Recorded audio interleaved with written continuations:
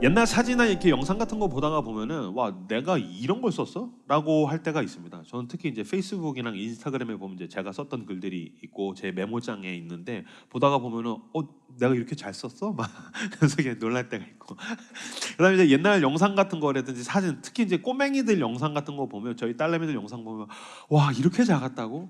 와 이런 시절이 있었다고? 그러면서 이렇게 막 깜짝 놀랄 때가 있습니다. 반면 어떤 기억들은 막 10년 전, 20년 전, 30년 전 기억인데도 너무 생생한 것들이 있죠. 그리고 그런 것들은 이제 기쁘고 행복한 것들이 있으면 좋겠지만 사실은 부끄럽고 수치스럽고 아픈 기억들도 너무 생생한 것들이 있습니다. 제가 중학교 1학년 때의 기억입니다. 전 지금도 그 기억이 이렇게 생생한데 중학교 1학년 때 아버지가 영등포에 있는 어떤 중형교회의 부목사로 부임을 하셨어요. 그리고 얼마 안 돼서 오후 예배에 이제 가족 찬양 대회를 한다라는 거예요. 그래서 이제 가족 찬양 대회를 나갔죠. 오후 예배 때 딱 나갔는데 이제 저희 네 가족이 이제 앞 사람들 앞에 이렇게 서게 되었어요. 전 이 사람들도 잘 모르고 한 수백 명 있는데 너무 너무 어색하고 중학교 1학년이면 이제 막 사춘기가 시작되고 무엇보다 저는 변성기였습니다.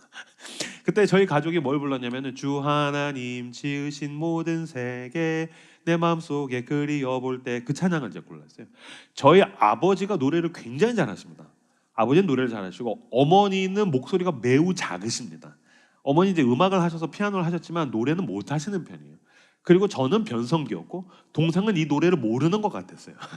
그러니까 사람은 네 명인데 목소리는 한 명의 목소리만 나오는 거예요. 아버지의 목소리가 막 나와서 이렇게 가고 저는 이제 변성기니까 한 옥타브를 내려서 주 하나님 지으신 모든 세계 이러고 있는데 한 2절인가 3절 갔는데 뭔가 사람은 네 명인데 한 명의 목소리만 나니까 이건 뭔가 아니지 않은가 라는 그런 생각이 드는 거예요.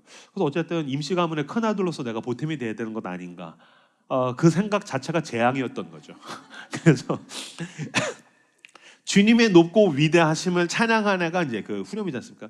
주님의 높고 위대하심을 내 영혼이 찬양하네 그건데 변성기였던 저한테는 주님의 높고 위대하심이 높아도 과하게 너무 높았던 거죠. 그래서 찬양! 그래서 그때 거의 강한 용사 여호와 같은 음이탈이 찬양! 했더니 온 내 앞에 있는 수백 명이 막 깔깔깔 하면서 막 빵 터진 거예요. 그리고 되게 비겁한 건 우리 엄마 노래도 안 하면서 엄마도 웃는 거예요. 그때 그 수치스러웠던 기억은 너무나도 저한테는 이렇게 강렬하게 나와 있습니다. 생각하니까 또 짜증이 나네요. 오늘 설교는 잊고 싶은 기억에 대한 것입니다. 여러분들은 떨쳐내고 싶고 제발 망각하고 싶은데 계속해서 나를 괴롭히는 기억들은 여러분들에게 어떤 것이 있습니까? 특히 오늘 주로 다루게 될 잊고 싶은 기억은 간단하게 말씀드리면 첫 번째는 죄에 대한 기억이고요. 두 번째로는 상처에 대한 기억입니다. 죄와 상처는 매우 다른 것 같지만 유사성이 있습니다. 뭐냐면은 버림받음이라는 부분에 대해서는 유사합니다.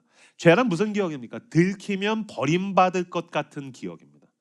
죄란 뭐라고요? 들키면 버림받을 것 같은 기억이 바로 죄인 겁니다. 반대로 상처란 무엇입니까? 버림받았던 기억이죠. 우리는 최근에 어떤 사람이 은밀한 가운데 알게 모르게 있었던 죄가 들통나서 얼마나 많은 사람에게 외면받는가를 알게 되는 사건들을 겪고 있습니다. 연예인들에 대한 사건이죠.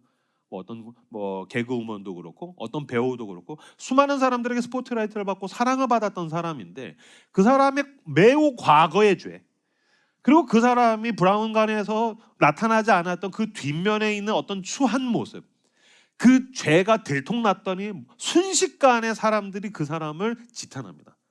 버림받습니다. 그러니까 참 여론이라는 건 어떤 면에서 잔인하지 않습니까? 한 사람을 무대에 올려놓고서 막 화려한 조명을 막 쏘다가 순식간에 막 그게 인민재판이 되는 것 같은 느낌. 왜 그렇습니까? 그 사람의 추악했던 그 사람이 누군가에게 저질렀던 죄가 들통났기 때문입니다.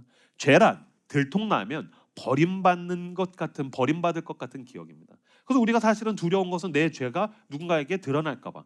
연인에게, 배우자에게, 자녀들에게. 저도 사실 목사지만 제가 이번 주 설교 준비하면서 제일 후달렸던 것은 저도 마찬가지입니다. 전 죄인이기 때문에 제 죄를 다 알면 여러분들은 제 설교 안 들을 겁니다. 그러면서 죄는 들통나면 버림받을 것 같은 기억입니다. 상처란 버림받았던 기억입니다. 왜 상처를 받죠? 사실 여러분 상처라는 개념은 관계성을 전제로 하고 있습니다. 내가 나에게 상처를 준 게 막 힘든 사람이 있으니까 별로 없습니다. 내가 혼자 아닙니다. 이건 관계성에서 생기는 겁니다. 왜 상처를 받을까요? 사랑받고 싶었는데 무시당했을 때 상처받습니다. 그 다음에 존중받고 싶었는데 모욕당했을 때 상처받습니다. 그 다음에 기대했는데 배신당했을 때. 제가 봤을 때 저 이거 잘 못 견디는 것 같아요. 누군가한테 무시당하는 거. 그 다음에 저는 나는 불의한 거 부당한 거 못 참으라고 하는데 사실은 그냥 무시당하는 거 못 참는 거죠. 그 다음에 이제 존중받고 싶었는데 모욕감을 느낄 때. 그 다음에 이제 기대했는데 배신당했을 때. 그 다음에 이제 저는 개그 쳤는데 안 웃을 때. 뭐 어쨌든 송파캠에서 설교하는데 막 야유할 때 상처. 농담입니다. 죄에 대해서는 나는 가해자입니다. 근데 상처에 대해서는 나는 피해자입니다. 우린 그렇게 기억하죠. 죄에 대해서는 나는 가해자라고 기억하고 그래서 저도 쭉 떠올렸었을 때 내가 가해자였었던 그게 너무너무 괴롭습니다. 또한 난 누군가에게 피해자로서 상처받았던 그 기억, 이 두 가지가 계속해서 나를 괴롭히고 있더라는 거죠. 오늘 본문에서 이스라엘은 바벨론에 의해서 나라가 멸망했습니다. 그리고 포로로 끌려갔습니다. 무슨 뜻입니까? 상처받은 거죠. 바벨론에 의해서 고통의 시간 가운데에서 이 이스라엘 백성은 너무 큰 상처를 받았습니다. 그럼 이들은 그냥 피해자입니까? 그렇지 않습니다. 그들은 하나님에 대해서 죄를 졌고 그들은 이스라엘 백성은 서로가 서로에게 매우 큰 죄를 지었다라고 지금 성경은 기록하고 있습니다. 그래서 하나님께서 내버려 두신 거고 바벨론이 쳐들어온 것이죠. 아까 읽었던 이사야서 43장 22절에서 24절 말씀을 같이 한 목소리로 읽도록 하겠습니다. 읽겠습니다. 시작. 그러나 야곱아 너는 나를 부르지 아니하였고 이스라엘아 너는 나를 괴롭게 여겼으며 내 번제의 양을 내게로 가져오지 아니하였고 내 제물로 나를 공경하지 아니하였느니라. 나는 제물로 말미암아 너를 수고롭게 하지 아니하였고 위앙으로 말미암아 너를 괴롭게 하지 아니하였거늘 너는 나를 위하여 돈으로 향품을 사지 아니하며 희생의 기름으로 나를 흡족하게 하지 아니하고 내 죄짐으로 나를 수고롭게 하며 내 죄악으로 나를 괴롭게 하였느니라. 아멘. 하나님께서 지금 이스라엘 백성이 바벨론의 포로로 끌려가서 상처받은 것에 대해서 위로만 하시는 게 아니라 너의 죄를 돌아봐야 된다. 너 상처받았다고 너도 누군가에겐 상처를 주었기 때문이다. 그리고 넌 무엇보다도 너의 창조자여 만군의 여호와 하나님이 나에게 죄를 지었다는 걸 넌 알아야 된다. 그러니까 여러분 사실은 죄와 상처가 나눠져 있는 것 같지만 우린 죄를 짓습니다. 죄를 지면 누군가는 상처를 받죠. 그러니까 사실 내가 상처를 받은 것은 그 사람도 죄인이라서 그 사람의 죄에 의해서 내가 상처를 받은 거고 반대로 말하면 나 또한 내 죄에 의해서 누군가에게 상처를 주는 사람들. 사실 그거는 나의 죄와 우리의 죄로 인해서 우리는 죄에 대한 기억과 상처에 대한 기억들을 가지고 살아가게 되더란 것입니다. 이건 이스라엘 백성뿐만이 아닙니다. 당신도 나도 죄에 대한 기억들을 가지고 있을 것입니다. 제가 이 정도밖에 오픈하지 못하는 저의 비겁함을 좀 용서하고 들어주십시오. 저에게는 수많은 죄에 대한 기억들 그리고 상처에 대한 기억들이 있는데 특히 죄라고 했을 때 제가 오늘 여러분들께 오픈할 수 있는 수준이 이런 겁니다.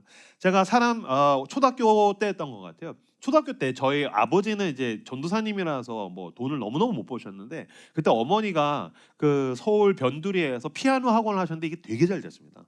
그래서 어머니가 용돈을 엄청 많이 주셨어요. 동네 또래랑은 비교할 수 없을 정도로 제가 용돈을 꽤 많이 받았습니다. 그러다 보니까 뭐가 있냐면 친구들은 문방구나 슈퍼에 가면 이렇게 단순 절도들 하는 거예요. 막 과자를 훔치거나 뭐 초코파이를 훔치거나 문방구 가서 뭐 문방 용품을 훔치는데 저는 그걸 훔칠 필요가 없어요. 왜요? 사면 되니까. 이렇게 사면 되니까 안 훔쳤어요. 근데 어느 날 쟤네들은 왜 이렇게 저걸 훔칠까 궁금한 거예요.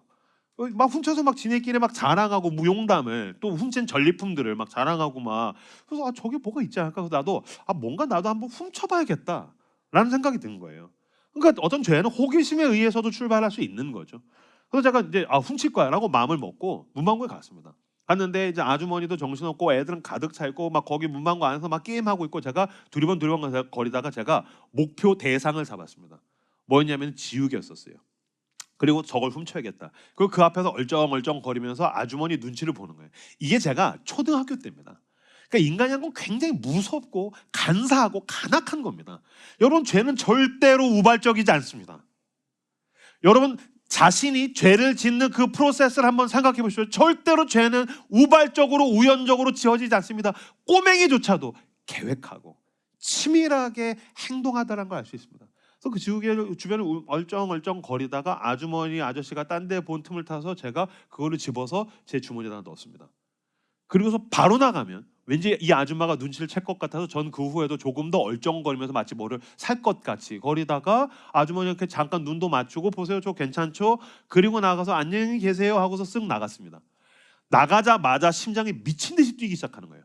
그래서 조금 걸어가다가 무슨 유주얼 서스펙트 같이 걸어가다 이제 막 뛰어가는 거예요. 막 뛰어서 골목을 탁 꺾었어요. 골목을 딱 꺾어서 뭐가 이제 안전하다라는 느낌.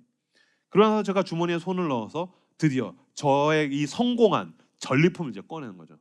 그래서 내가 훔치기로 마음먹었고 훔치려고 행동했고 성공한 그 전리품을 딱 꺼냈는데 뭐가 있었냐면은 고작 100원짜리 지우개였어요.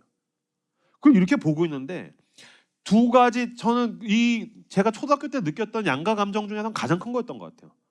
알 수 없는 그 쾌감, 묘한 쾌감이 저한테 있었고 동시에 그 지우개를 보는데 내가 이걸 훔치려고 이렇게까지 해야 되나? 내가 이걸 얻으려고 이렇게까지 해야 되나? 진짜 기분이 너무너무 더러운 거예요.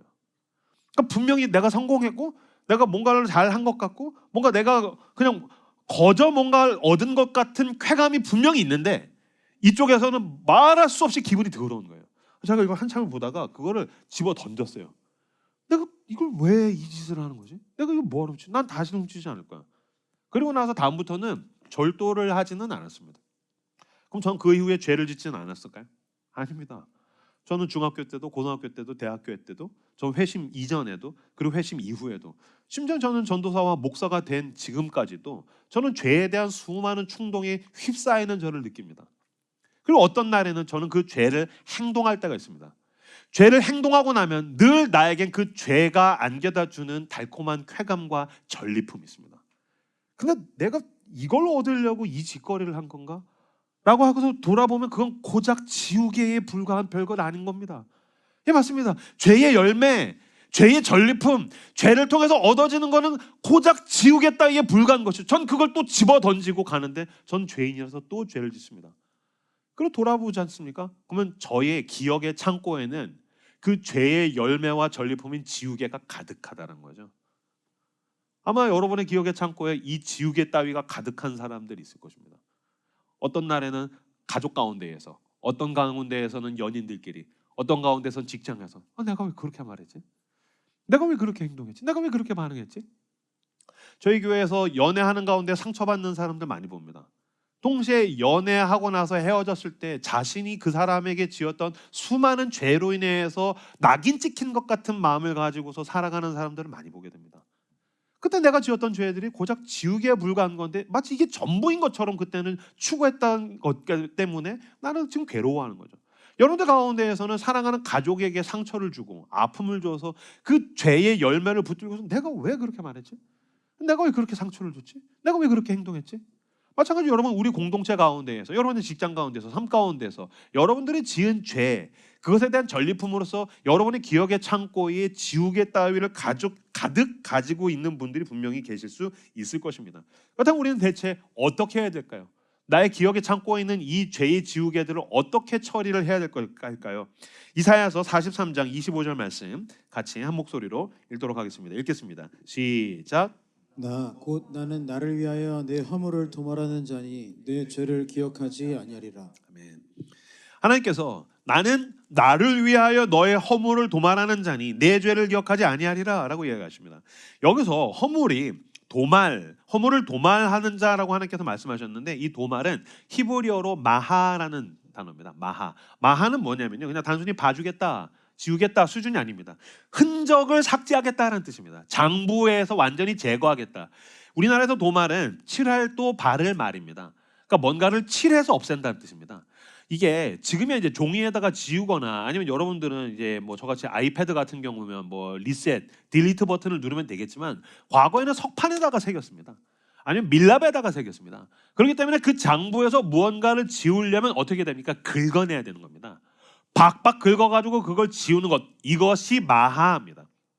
하나님께서 우리의 기억을 지워버리게 하시겠다. 지워버리기 위해서 그분의 장부를 박박 긁어서 또는 덧칠해서 삭제하시겠다라고 지금 하나님께서 우리에게 말씀하고 계시는 것입니다. 그럼 여러분 기도하고 예배드리고 하나님께 나아가면 기억이 지워집니까? 그렇지 않을 겁니다. 여기서 기억을 지운다라는 단어는 아우구스티누스가 이렇게 얘기했습니다. 영광의 상태에서 과거의 악은 기억되지만 괴로움은 기억되지 않는다. 무슨 말이냐면요, 그 사건과 정보는 남습니다. 근데 뭐가 사라지는지 아십니까? 감정이 사라지는 것입니다. 감정이 보완됩니다. 감정이 완성되는 경험을 하게 되더라는 것입니다. 아, 내가 지었던 이 죄를 하나님이 이렇게 대하시는 거구나. 아, 용서하시는 거구나. 그것이 사랑으로 보완됩니다. 은혜로 채워집니다.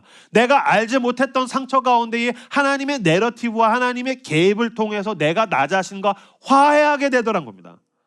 여러분 맞습니다. 죄와 상처에 대한 기억을 가지고 괴로워할 때 사실은 내가 용서를 구하면 되지 않습니까? 내가 잘못한 사람한테. 또는 내가 나한테 상처 준 사람을 용서해주면 되지 않습니까? 근데 뭐가 제일 힘든지 아십니까? 그런 죄를 지은 나, 상처받은 나 자신을 내가 용납하는 게 잘 안 됩니다. 근데 하나님께서 그 감정을 완성하셔서 해결하시겠다라고 지금 말씀하고 계신 것입니다. 우리는 두려워합니다. 버림받을까 봐. 내 죄로 인해서. 우리는 두려워합니다. 버림받을까 봐. 내가 그때 상처로 인해서 버림받은 것처럼 또다시 버림받을까 봐 두려워합니다. 이 버림받을 것 같은 죄에 대한 두려움과 상처에 대한 두려움을 가지고 이 모습 그대로 감추는 게 아니라 진실하고 솔직하게 그리스도께 나아가는 것입니다. 이것이 첫걸음입니다.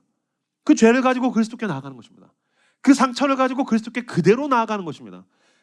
당신을 위해서 그분이 직접 오셨습니다. 그분은 어떤 분이십니까? 죄가 없을 뿐만이 아니라 세상에 있는 모든 좋은 형용사에 어울리시는 유일한 분이십니다. 죄가 없으시고 흠이 없으시고 고결하시고 숭고하시고 거룩하십니다. 그래서 이 거룩하다는 말은 뭐냐면요, different, 다르다. 세상에 있는 죄인들과 다르다. 세상에 있는 상처를 주고받고 있는 이 시공창에 있는 존재들과 근원적으로 다른 분, 하나님께서 직접 이 땅에 오셨습니다. 그리고 또 그분께서 어떻게 하셨습니까? 누군가에게 들킬까 봐 전전긍긍하는 나의 죄를 가져가셨습니다. 그분은 나의 상처를 가져가셨습니다. 그 대가로 그분이 버림받게 된 것입니다. 그래서 그분께서 모두에게 영광 받으시고 찬양 받으셔야 되는데 버림받으시고 외면받으시고 죽기까지 그렇게 당하시게 됩니다. 예수님께서 십자가에서 죽으시면서 남긴 유명한 말이 있습니다. 아버지 아버지 어찌하여 나를 버리셨나이까? 아버지 아버지 어찌하여 나를 버리셨나이까? 우리도 사실은 하나님께 이런 식으로 질문을 합니다. 하나님 어떻게 나한테 이러실 수 있습니까? 아니면 여러분들 가운데 사랑하는 사람들에게 진짜 날 사랑하기는 하는 거야? 라고 물을 때가 있을 겁니다. 아니면 여러분 내가 뭘 그렇게 잘못했어? 라고 질문할 때가 있을 겁니다. 여러분들의 그런 어떤 의문에 대해서는 뭐가 있냐면요, 미심쩍음이 있습니다. 사실은 날 사랑해? 라는 건 그래도 나 사랑하지? 라는 일말의 기대가 있다는 겁니다. 내가 뭘 그렇게 잘못했어? 이건 내 잘못만은 아니지? 라는 걸 인정받고 싶은 것입니다. 하나님 어떻게 저한테 이러실 수 있으세요? 라는 건 하나님 그래도 저한테 이렇게만 하시는 건 아니죠? 라는 어떤 일만의 기대. 그러니까 우리의 의문과 우리의 절규에는 어떠한 일말의 기대와 미심쩍음이 있습니다. 그런데 여러분, 우리의 죄와 상처를 가져가셔서 버림받으신 예수 그리스도의 의문과 절규에는 강한 확정만 있습니다. 아버지 아버지 어찌하여 나를 버리셨나이까? 이건 무슨 뜻입니까? 나는 완전히 버림받았습니다. 내가 버림받아야 될 이유가 없지 않습니까? 그러나 나는 임형규의 죄 때문에 이제 완전히 버림받았군요. 나는 버림받을 이유가 없지 않습니까? 내가 무슨 잘못이 있습니까? 내가 왜 이런 상처를 받아야 됩니까? 그러나 나는 임형규의 상처를 뒤집어 쓰고 완전히 버림받기로 했습니다. 여기에는 어떤 면에서는 재판관이 의사봉을 두드리는 것 같은 강한 확정이 있습니다. 쿵쿵쿵, 당신은 버림받았습니다. 당신은 사형입니다. 당신은 당신의 죄를 내가 선고하겠습니다. 쾅쾅쾅, 아버지 아버지 어찌하여 나를 버리셨나이까? 이것은 재판관이신 하나님께서 그 아들을 향해서 죄를 선고하시는 사형에 처합니다. 쿵쿵 두드리는 강한 확정이 있다는 것입니다. 여러분, 원래 그분은 심판을 받으셔야 될 분이 아닙니다. 그분은 온 세상을 심판할 수 있는 유일한 분이십니다. 요한복음 5장 22절 말씀 같이 읽겠습니다. 시작. 아버지께서 아무도 심판하지 아니하시고 심판을 다 아들에게 맡기셨으니 아버지께서 아무도 심판하지 아니하시고 그 아들에게 심판을 다 맡기셨답니다. 여러분, 예수 그리스도는 원래 무엇으로 오셨습니까? 심판자로 오신 것입니다. 그러면 죄인들이 다 죽어야 됩니다. 상처 수준이 아니라 그냥 죽는 겁니다. 근데 우리의 죄와 상처를 그분이 뒤집어 쓰시고 선고를 하셔야 되는 분이 판결을 받으셨습니다. 그렇게 버림받으심으로 말미암아 나의 죄와 상처를 말소하셨다는 것입니다. 그래서 여러분, 당신의 죄가 기록된 하나님의 생명책에 그분의 피가 쏟아지신 것입니다. 도말, 발랐다. 그분의 생명책에 당신의 죄가 쭉 기록되어 있으면 말할 수도 없는 수치스러운 것들, 말할 수도 없는 부끄러운 것들, 내가 드러나면 모든 사람들에게 버림받을 것들, 그것을 막으시기 위해서 그리스도가 자기의 피를 흘려서 하나님의 생명책 위에 있는 당신의 죄의 명단에 그분의 피를 왈칵 쏟으셨습니다. 그래서 하나님께서 당신의 죄의 명단을 볼 때 뭐가 보일까요? 그리스도의 피가 보이는 것입니다. 무슨 말인지 아시겠습니까? 여러분, 만약에 예를 들어 보십시오. 여러분들이 어떤 편지를 썼어요. 엄마가 그래서 나 상처받았고, 엄마 나한테 해준 게 뭐야? 엄마 나한테 너무 막 그랬어. 나 엄마한테 너무 서운해. 난 사는 거 너무 힘들었어. 물론 나도 엄마한테 잘못을 했겠지. 엄마에 대한 죄와 엄마로부터 받은 상처를 여러분들 편지로 쭉 썼어요.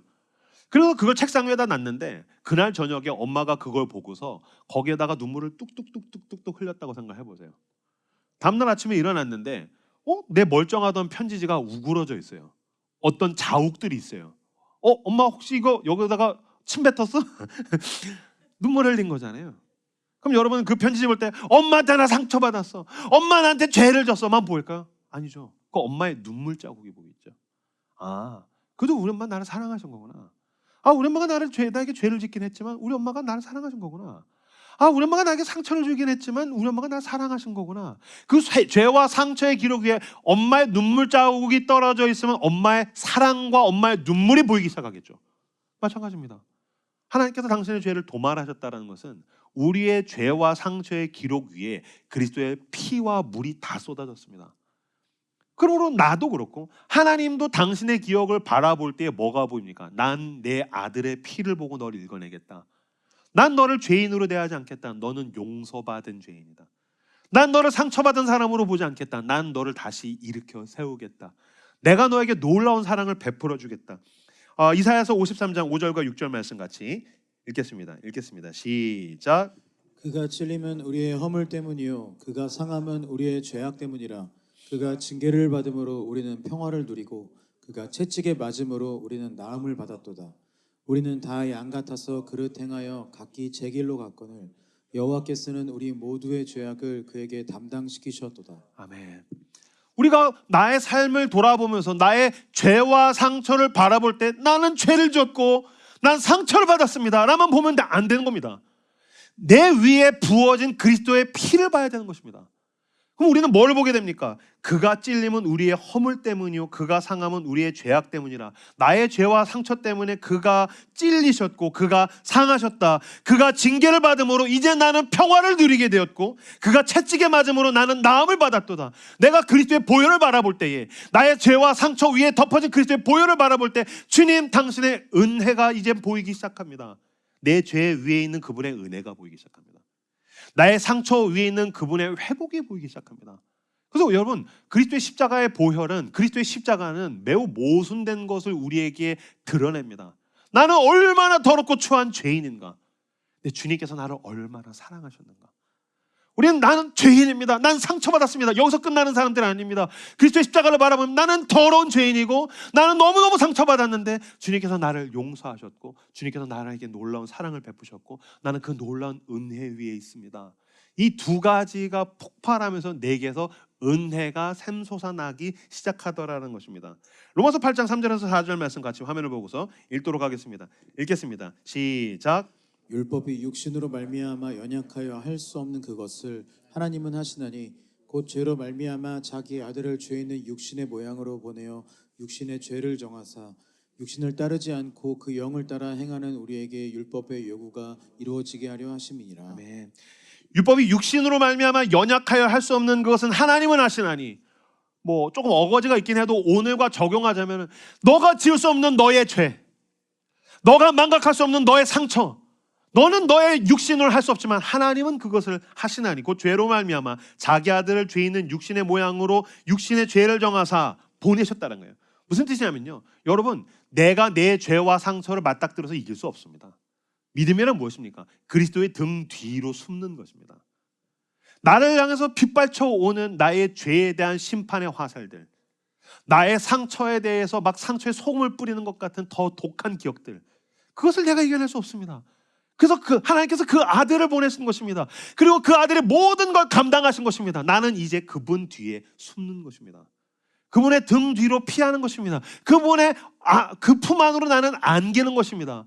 그럼 놀랍게도 어떤 일이 일어나는지 아십니까? 주님께서 그 오른손을 드사 우리를 향해서 선언하십니다. 너는 새 것이다. 내 등 뒤로 숨어라.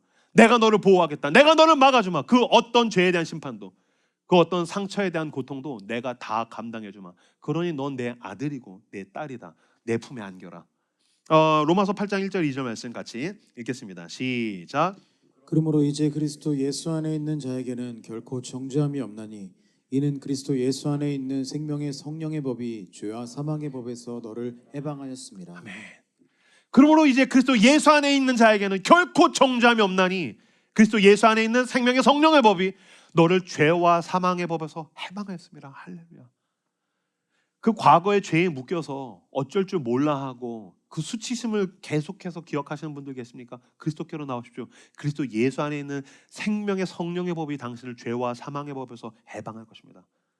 누군가가 준 상처 때문에 여전히 복수하고 싶어서 그 상처받은 것 때문에 자기 연민에 매어가서 계속 끌려다니면서 쓰러져 있는 분들 계십니까? 그리스도 예수의 품 안으로 안기십시오. 그리스도의 등 뒤에 숨으십시오. 그가 당신을 보호하십니다. 그가 당신을 지키십니다. 그리스도 예수 안에 있는 생명의 성령의 법이 당신을 죄와 사망의 법에서 해방할 줄로 믿습니다. 할렐루야. 여러분, 우리의 기억은 누구를 떠올리냐에 따라서 감정이 올라온다는 사실을 아십니까? 여러분, 그냥 기억이 그냥 막 떠오르는 게 아닙니다. 어떤 인물을 떠올릴 때에 그것에 대해서 관계된 감정들이 올라온 겁니다. 예를 들면 할머니를 떠올려요. 할머니의 다정함, 할머니의 무조건적인 용납, 할머니의 사랑, 이런 게 떠오를 수 있겠죠. 전 여친을 떠올려요. 그러면 뭐 헤어질 때 상처받은 거, 선물 받은 거 그냥 가질 거 그랬나, 괜히 돌려줬나. 개드립이군요. 근데 헤어진 연인 떠올렸을 때 떠올리는 또 감정들 있지 않습니까? 동시에 또 내가 좋아하는 친구들 떠올렸었을 때 떠오르는 감정들, 현재 당신의 배우자를 떠올렸었을 때 느껴지는 감정들, 그러니까 어떤 사람을 기준으로 감정이 떠오르는 것입니다. 그런 면에선 하나님께서 우리의 죄를 도말하신다라는 것은 그냥 자연스럽게 망각되기도 하겠지만 여전히 여러분의 죄와 상처에 대한 감정이 떠오를 때에 그리스도 앞에 서라는 겁니다.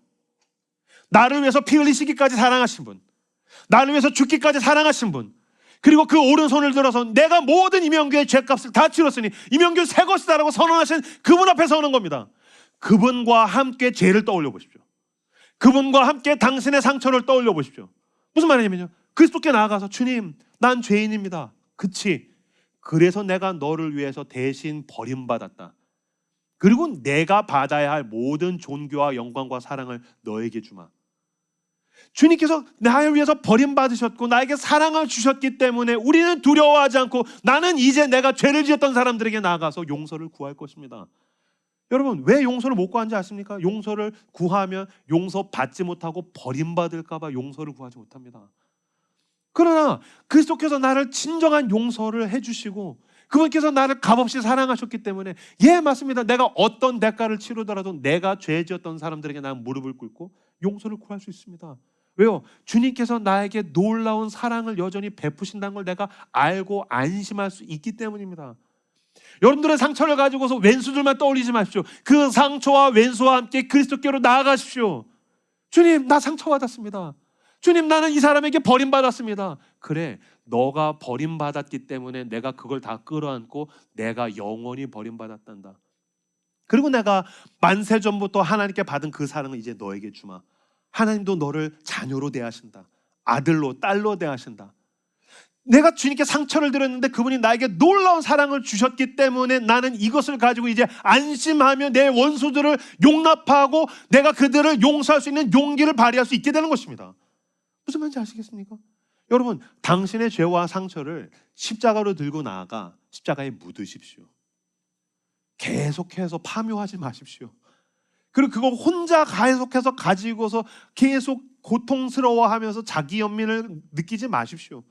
그리스도의 십자가에 당신의 죄를 묻고 그리스도의 십자가에 당신의 상처를 묻으시기를 주님의 이름으로 축복합니다.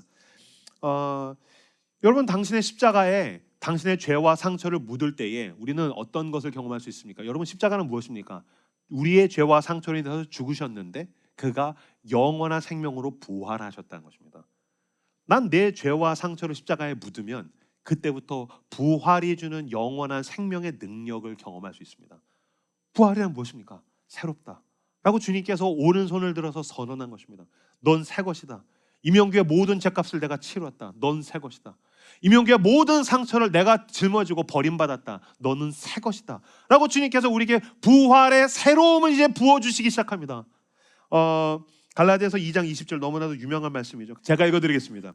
내가 그리스도와 함께 십자가에 못 박혔나니 그런즉 이제는 내가 사는 것이 아니요 오직 내 안에 그리스도께서 사시는 것이라. 이제 내가 육체 가운데 사는 것은 나를 사랑하사 나를 위하여 자기 자신을 버리신 하나님의 아들을 믿는 믿음 안에서 사는 것이라. 이거 아마 암송하시는 분들 계시겠지만 이거 추상적인 것이 아닙니다. 내가 그리스도와 함께 십자가에 못 박혔나니. 여러분, 죄로 인해서 수치심이 떠오를 때 이걸 선언하십시오. 내가 그리스도와 함께 십자가에 못 박혔나니. 여러분들의 상처에 대한 기억들이 계속해서 여러분들을 괴롭힐 때에 여러분들 자기 자신을 향해서 확정하듯이 선언하십시오. 내가 그리스도와 함께 십자가에 못 박혔나니. 아니야, 넌 그 죄인으로서 연장선에서 살고 있어.